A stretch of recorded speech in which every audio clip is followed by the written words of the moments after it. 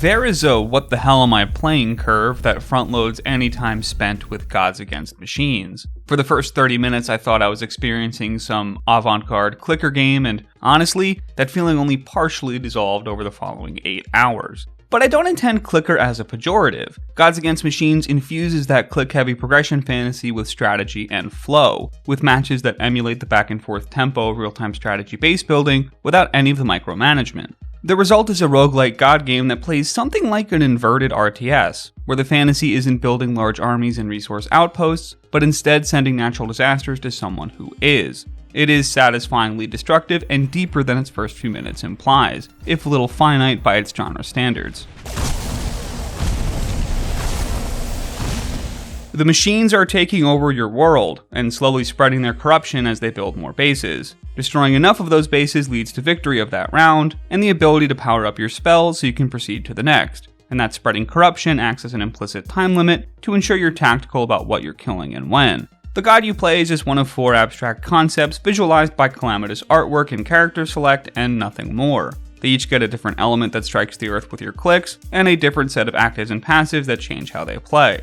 Shared among all gods is completely autonomous micromanagement. Your equivalent of a base is randomly spawning mana crystals that increase your resource generation, which give you greater power as the match goes on, and something to defend from your opponent. If you're playing the game right, you'll be spam clicking to bring destruction, but quickly shifting your camera between their base and yours to ensure your mana reserves never get crippled.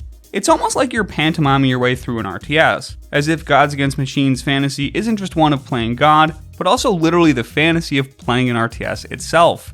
You've got a real-time strategy vocab list of stuff you want to be thinking about, like workers, economy, and tech trees, but none of the execution demands those concepts are usually staple to. It does make Gods Against Machines significantly easier than most of the games it looks like, but it's not completely devoid of strategy. You still have all your build crafting and meta progression to think about, which requires picking and prioritizing spells complementary to your regular old clicks, while also avoiding any resource bottlenecks from what those spells cost. Most of the mid-round strategy comes from smart target prioritization and attentiveness to your base, but there's some subtle tricks the enemies employ that ask more than that.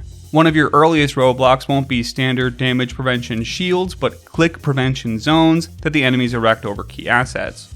An uncoordinated build will be forced to wait for their small recharge windows to strike, but if you plan ahead you can either pick up some spells that pierce that zone, double down on automated minions that can swarm the zone, or even Trojan horse some clicks through by leveraging traveling spells that start their trajectory outside the click-free zone before bursting into it. That might be one of Gods Against Machines' greatest assets, not just the destruction itself, but the tension and release windows that give pace to that destruction. Any given round isn't a steady increase of knocking down densely packed enemy buildings, but an alternation between nipping at their heels and devastating their strongholds.